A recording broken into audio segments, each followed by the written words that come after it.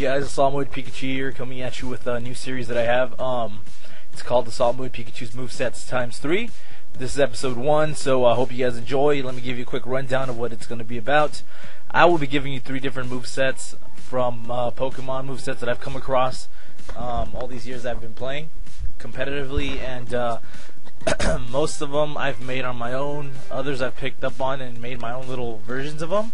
So I hope you guys enjoy, learn from them, or just, food for thought, I guess, just to think about other ways of using Pokemon that you've probably used already.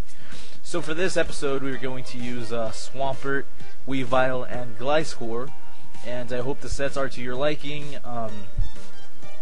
Now with 5th gen, the new abilities are coming out, even new movesets are being made, so hopefully these will come of use to anyone who's interested, and just enjoy the show. Alright, so starting out with the first set we got here, Swampert, one of my favorite versions of Swampert.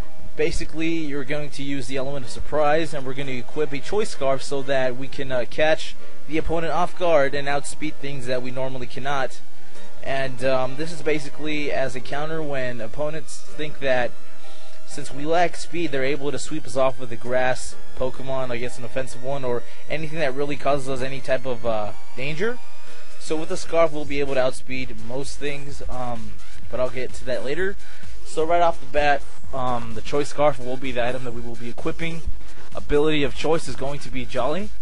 And after giving 252 attack and speed EVs, we have a remainder of 4 to give to HP. Now with all that calculated in mind, the attack and speed stats that we will be getting is 319 for attack and 240 for speed. Now, equipping that with the Choice Scarf, it'll turn the 240 measly speed into 360. Now, keeping that in mind, in 4th gen, we pretty much are up to par with anything that becomes of major threat to us. Not everything, but for the most part, we're pretty good.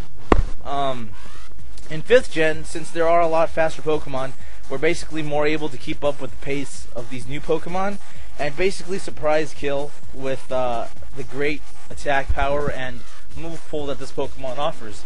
The moveset that I like to choose with this Pokemon is Waterfall, for the basic stab and possibility of flinching, now that we can be faster.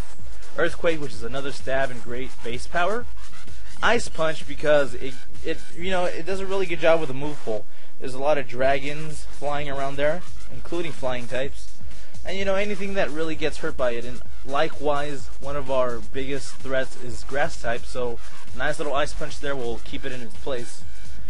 And then lastly, Superpower, basically so that we are able to get in a nice physical fighting move that is really gargantuous in the base power. So that's a good moveset in my opinion. That's the one that I chose for this Pokemon. And basically that's Swampert in a nutshell.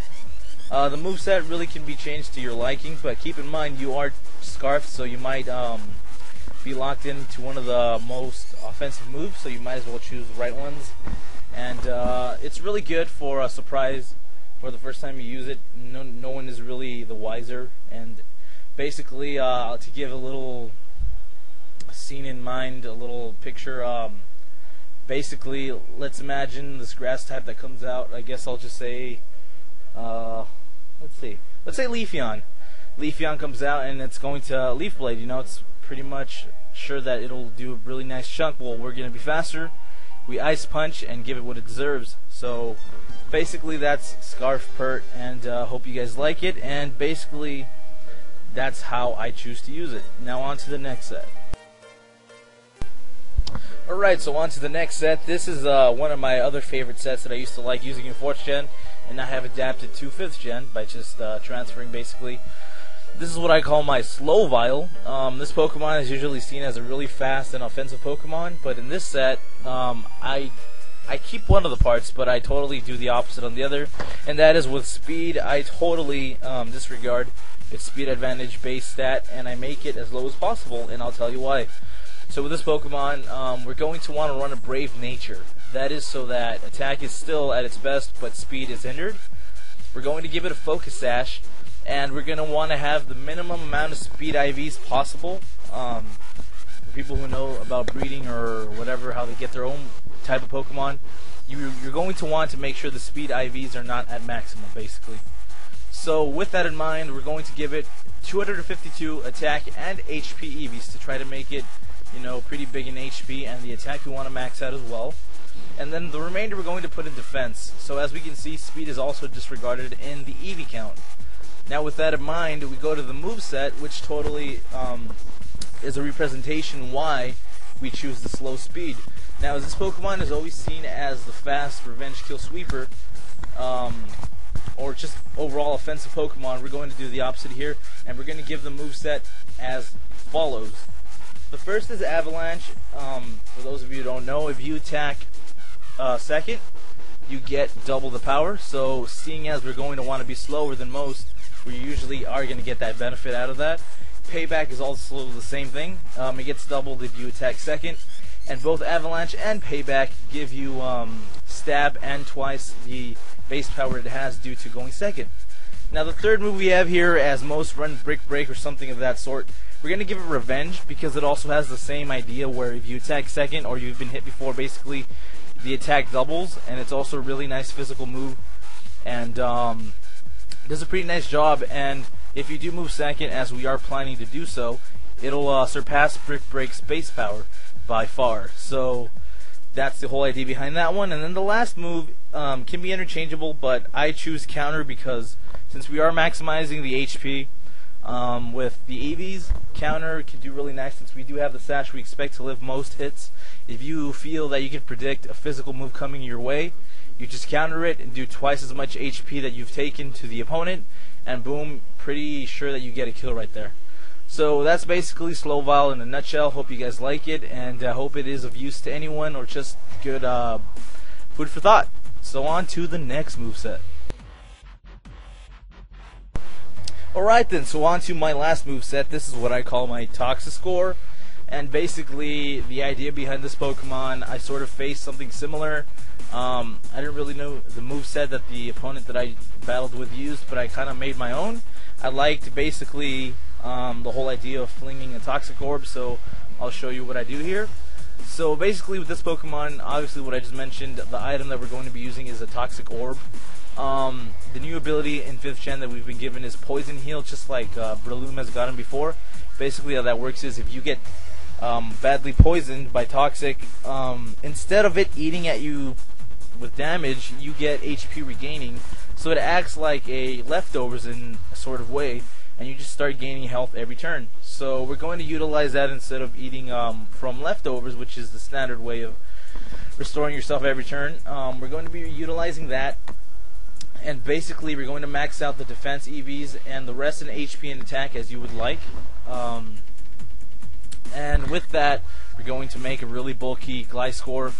And with the moveset that I have in mind, I want to get my stab up, which is Earthquake. And you can alternate with either Thunderfang or Night Slash just to get another good physical move pull hit. And then the last, the third move is going to be either Roost to start gaining back to continue being bulky, or Swords Dance if you want to set up, whichever personality fits you better. You can alternate from those, but the last move is the essential move for the set, and that is Fling. With Toxic Orb, what you want to do is you want to let a turn pass by, and you're going to get Toxic. This will activate your Poison Heal ability.